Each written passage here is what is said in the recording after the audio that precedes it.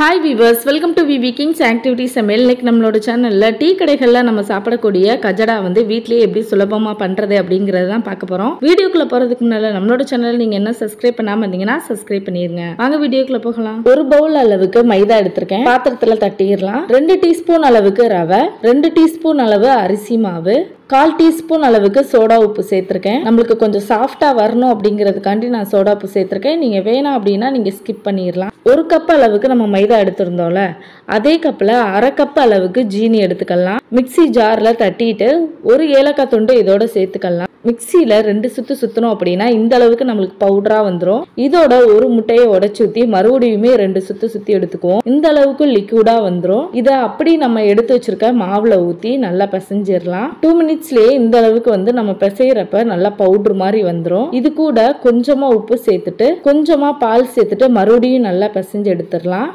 கொஞ்சமா பாலை ஊற்றி நல்லா பிசைஞ்சு எடுத்தாச்சு. கொஞ்சம் தண்ணியா இருக்கிற மாதிரி உங்களுக்கு இருந்துச்சு அப்படின்னாலும் பிரச்சனை இல்லை. ஏன்னா நம்ம ரவை சேர்த்துருக்கிறதுனால ஒரு 10 மினிட்ஸ் நம்ம ஊற விட போறதுனால நம்மளுக்கு நல்லா கட்டியா இருக்கிற மாதிரி வந்துடும். லாஸ்டா 1 டீஸ்பூன் அளவுக்கு நெய் சேர்த்துட்டு மறுபடியும் நல்லா பிசைஞ்சு எடுத்துட்டு ஒரு 10 மினிட்ஸ் வந்து அப்படியே ரெஸ்ட்ல விட்டுறேன். நம்ம உருட்டி வச்சிருக்கிற மாவு வந்து உள்ள சேர்க்கும் போது நல்லா முங்கி வந்து வரணும். அதனால கொஞ்சம் அதிகமாவே எண்ணெய் சேர்த்துக்கிறேன். பிணைஞ்சு வச்சிருக்க மாவுல இருந்து சின்ன உருண்டையா எடுத்து நம்ம இப்போ உருட்டிக்கலாம். உருண்டை வந்து நம்மளுக்கு பர்ஃபெக்டாக இருக்கணும் அப்படிங்கிற அவசியம் இல்லை. நம்மளுக்கு கைக்கு எப்படி வருதோ அந்த மாதிரி நம்ம உருட்டி எடுத்துக்கலாம். இதில் மேலே கத்தி வச்சு ப்ளஸ் மாதிரி இந்த மாதிரி கட் பண்ணி எடுத்துக்கலாம். அடுப்பில் எண்ணெய் வச்சுருந்தோம்ல, லோ ஃப்ளேம்லேயே வச்சுக்கோங்க. எண்ணெய் வந்து லைட்டாக சூடாக இருக்கணும். போட்டோன்னா குட்டி குட்டியாக பபிள்ஸ் வந்தால் போதும், அந்த அளவுக்கு இருந்தால் போதும். இப்போ நான் எடுத்து வச்சுருந்த மாவு ஃபுல்லாக உள்ளே வந்து போட்டுறேன். உருண்டைகளை போட்ட 2 மினிட்ஸ்லேயே வந்து நம்மளுக்கு நல்லா வந்து விரிய ஆரம்பிச்சிருச்சு. இந்த மாதிரி நல்லா விரிய ஆரம்பிக்கும். அடுப்பு வந்து லாஸ்ட் வரைக்குமே லோ ஃப்ளேமில் தான் இருக்கணும். ஹை ஃப்ளேமில் வச்சுட்டிங்க அப்படின்னா மேலே ஃபுல்லாக கரிஞ்சிரும். உள்ளே வந்து மாவு கொஞ்சம் கூட வெந்திருக்காது. அதனால் மீடியம் ஃப்ளேம்லேயும் வேணாம், லோ ஃப்ளேமில் வச்சுட்டு நீங்கள் அப்படியே வந்து பொரிச்சு விட்டுட்டே இருங்க.